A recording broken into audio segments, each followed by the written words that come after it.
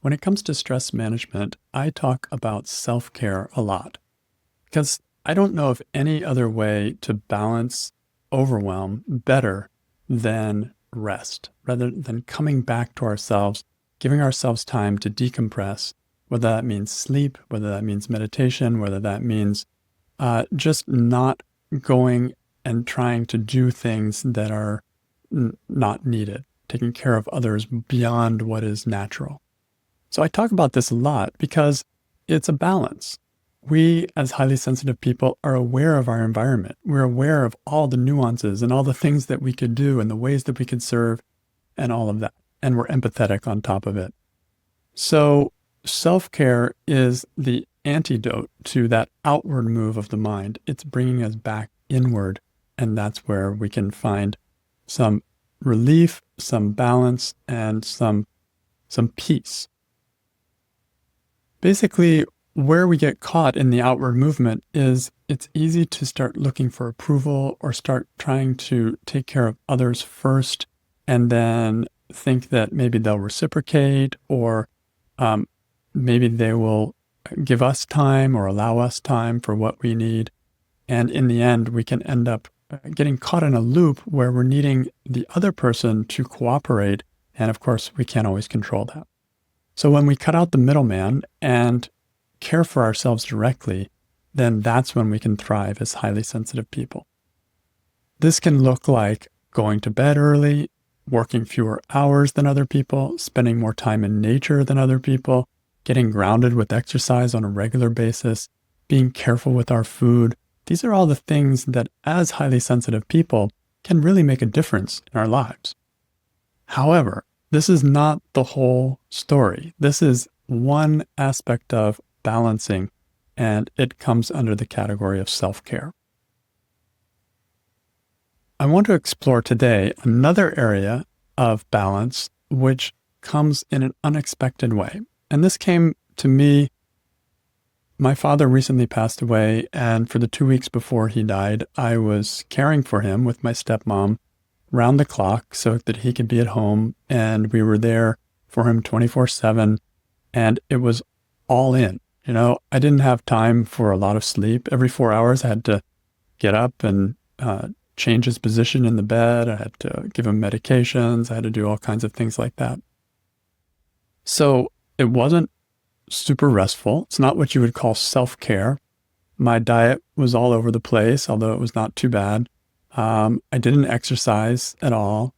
And so the strange thing is, you would think this would be overwhelming. First of all, end of life, my father. So you would think this would be emotionally overwhelming as well as physically overwhelming. And I'm a highly sensitive person. But my experience was just the opposite. My experience was, it was one of the most profound, powerful, restful, not restful, maybe that's the exaggeration. I felt deeply rested on somewhere on the inside. I think my body could have used a little more rest, but it was not an overwhelming experience. And so I want to bring this up to show you that in addition to self-care practices, there's something deeper that can come into play to prevent overwhelm that is worth looking at. So my dad couldn't speak towards the end, and so that gave me a lot of time to just be with him. I would meditate a lot, just quietly there, maybe chat a little bit, but I was basically silent a lot. And my focus was on him and the feeling of love that I had in my heart. This was the real difference. It was as if my heart expanded to contain my mind. And as a result, my mind became quieter. I just focused on him and his needs and just my being there, and it felt like a connection. I at first thought I was going to work while I was there, and of course I decided quickly that that was not a good idea. That would cause overwhelm to try to do those two things. So the one-pointedness was a part of this. I was just there. I was just only there, serving one-pointedly to my father. And what happened was that I just sunk more and more into my heart. And it was a feeling of overwhelming love that came to expand and came to expand out of my heart. And it was actually a really beautiful experience. As I was contemplating this one day, I was remembering a story of my dad and I when we were sailing one time. My dad liked to cook on the sailboat, and he made this apple pie. And he makes this sauce to put on it. And it's really good with cinnamon and nutmeg and everything. And he had just finished cutting up all the apples, and I was sort of helping, and I was munching a little bit. I had a piece of apple, and then he handed me the pot to lick with all the sauce in it. And I go, Dad, this is apple pie. The apples has nothing to do with apple pie. This is the apple pie. It's like the essence of it. And I was reminded of that story as I was sitting with him because, again, we couldn't talk and we were just being together. A lot of times I was closing my eyes and I was just meditating and I was just feeling this expansion in my heart. And I was thinking, yeah, this is Dad. This is who I experienced Dad truly is in the deeper level of it. And the body was just not that important. Just like the apples were not that important for the apple pie. You could make it with anything. So that experience stayed with me. And, when he actually died, it was so sweet. I was changing his fentanyl patch on his chest. And at that moment, with my hands right on him, he passed away, just stopped breathing. And it just felt like this peaceful, beautiful end to the physical. That feeling of love was still there. And so once again, no overwhelm. There was no overwhelm. And so I want to bring this up because it is something that adds a new dimension to preventing overwhelm as a highly sensitive person. Even later when I went to the crematorium and I pushed the button and then I went out in his old van and meditated outside there while his body was being returned to the elements.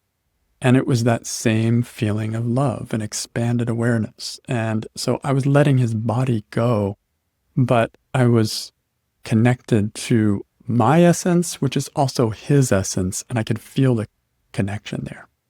There really is no difference. So what this experience taught me is that there's a deeper reservoir of resilience for all of us. And as highly sensitive people, we tend to get caught by the physical, and it can be overwhelming. It's definitely worth taking safeguards to prevent overwhelm on a physical level. And I certainly slept well after he passed and got caught up on my rest. But this experience reminds me that there's actually an infinite amount of energy within us. And that energy comes from inside on the heart level where it's connected to the deepest levels of ourselves. And so whether I was getting up, in the middle of the night to change his position or whether I was, it was this feeling of energy is always there. Even if I woke up tired, that energy neutralized my fatigue so quickly. So I want to bring this up because if there's a way that you can be in connection with your heart in some way, whether it's caring for someone or whether it's just doing what you do in normal life, it's the connection with your heart, the connection with your being. Again, a lot of meditation was helpful.